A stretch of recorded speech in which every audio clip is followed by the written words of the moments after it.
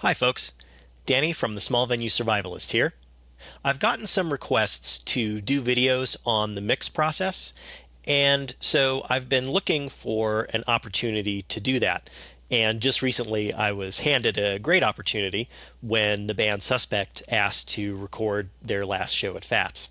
And so I'm going to use their mix session to show you some tips, tricks, and tactics in regards to mixing a rock band in a digital audio workstation.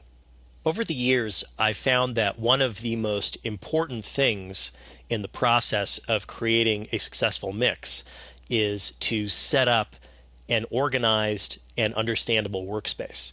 This may sound like it's a really boring sort of idea, but the reality is that when you're trying to do something that is technically complex, like mixing a rock band, you want to make sure that your workspace is helping you instead of hindering you.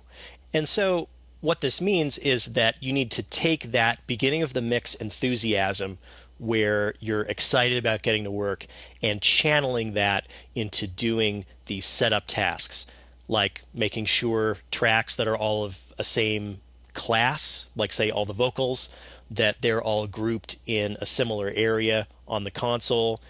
It means things like labeling tracks with descriptive names so that it's easy to figure out what's what. It means doing things like using colored labels on tracks so that at a glance you can get a feel for where you are on the console, what a track is, and what it does. One thing that's become more and more important to me over the years is busing. And this is the process of routing tracks that belong together in some way into common signal lines.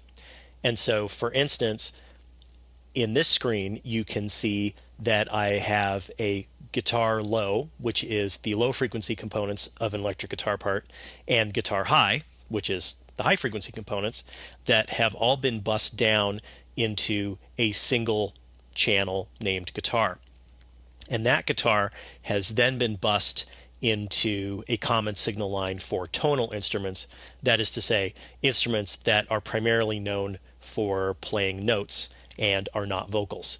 And so this helps me keep things organized, and in the case of the guitar, it helps me take those two parts, put them together again, and then work on them as a composite signal.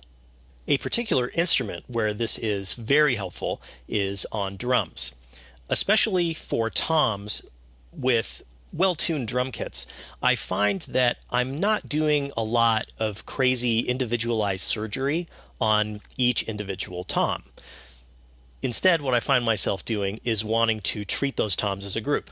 And so it's very easy to do that if you bus all the toms together, work on them, get an overall sound, and if you need to make any little changes to a particular tom, you can still do that on the individual channel.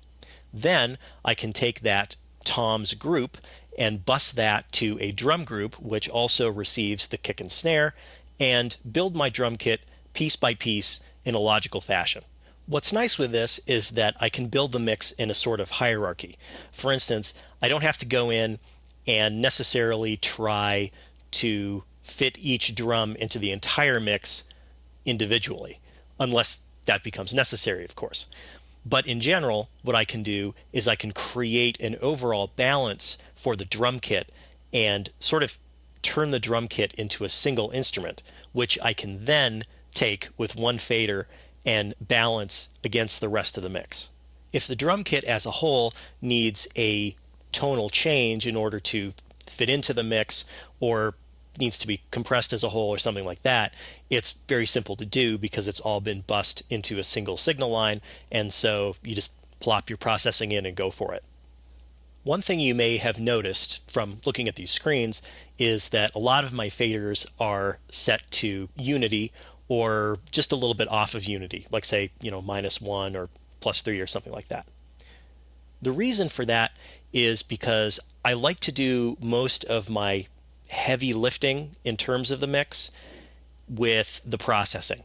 I like to do sort of big level changes with volume plugins. I like to do a lot of work with EQ. I like to use compression to fit things in. And after that, I like to use the faders as sort of a fine trim, if you will. I want to be careful to say that this is purely a personal workflow choice.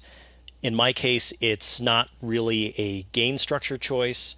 I do not believe in mixing with all your faders at Unity because of strange mythologies surrounding gain structure and noise and all this stuff. Faders are there to be used. If you prefer to do very big things with your faders, great, go for it. There's absolutely nothing wrong with it. But for me, I like to keep my individual channel faders mostly around 0. A couple of last things that I do, setup-wise, are to put a quote-unquote lo-fi EQ and a limiter across my main bus.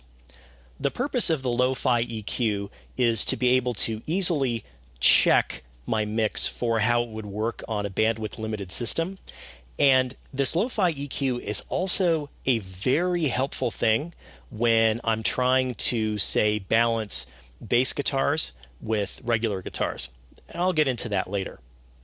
The point of the limiter on the main bus is actually pretty simple.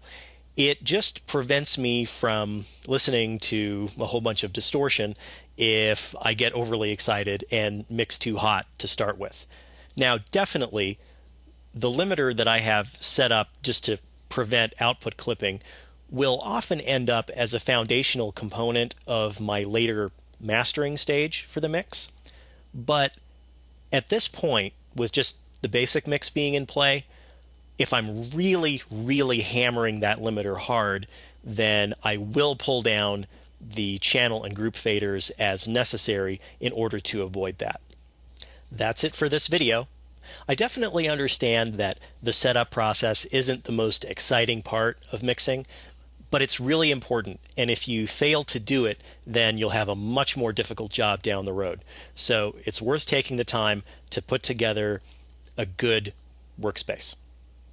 As always, I encourage you to come visit me at smallvenuesurvivalist.com. Until the next video, have a good one.